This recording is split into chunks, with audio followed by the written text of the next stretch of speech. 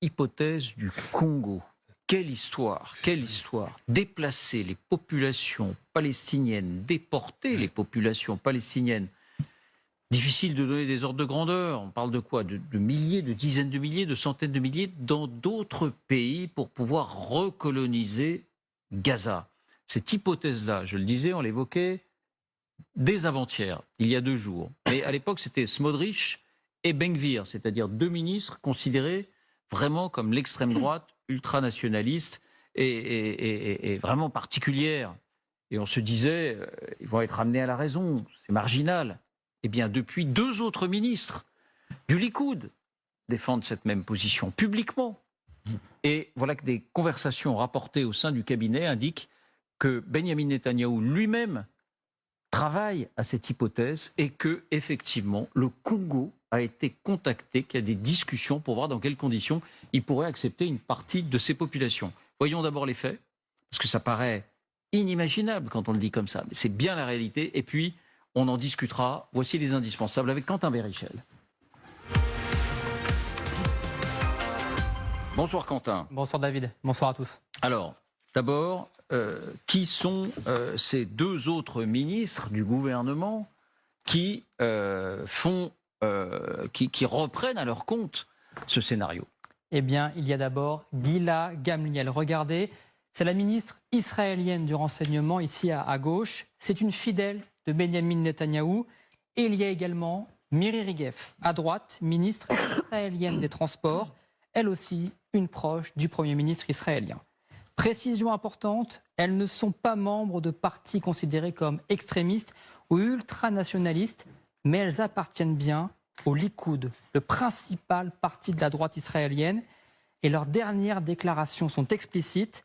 D'abord, Gila Gamliel aux médias israéliens Zman, la migration volontaire des Palestiniens de Gaza est le meilleur programme et le plus réaliste pour l'après-guerre.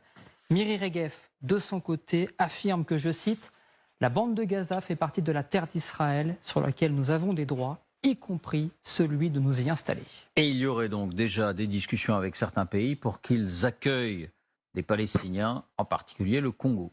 Oui, d'abord parce que Benyamin Netanyahou, selon des propos rapportés par des députés du Likoud, apparaît lui-même comme favorable à cette idée. Il aurait même évoqué un processus déjà en cours. Notre problème, indique-t-il, c'est de trouver des pays pour accueillir des Palestiniens. Mais nous y travaillons, aurait-il déclaré ces dernières heures. C'est un changement de pied, car en début de semaine encore, le Premier ministre israélien semblait encore réfuter l'idée. Plus incroyable, selon le Times of Israel, des discussions seraient même entamées avec le Congo, en plein centre de l'Afrique. Regardez, à plus de 4000 km de l'enclave. Le Congo sera prêt à accueillir des réfugiés, affirme au journaliste un haut responsable israélien. Et nous sommes en négociation avec d'autres pays. Alors de quel Congo parle-t-on? Vraisemblablement de la République démocratique du Congo, capitale Kinshasa.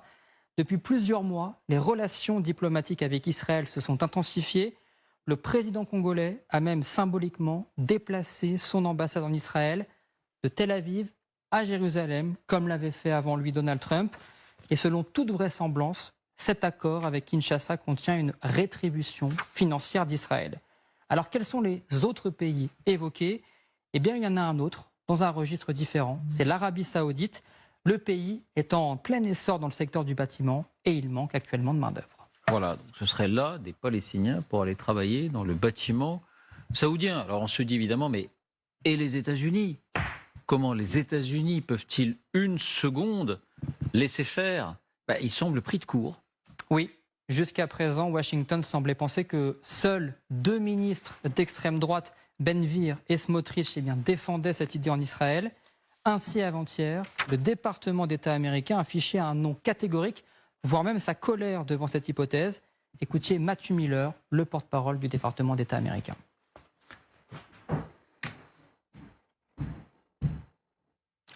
On va l'écouter. Matthew Miller. Alors, est-ce que Matthew Miller, on va l'entendre? Tout va bien? Est-ce qu'on a cette... On recale Matthew Miller, me dit-on. The rhetoric that we have seen from those two individuals was inflammatory. It was irresponsible.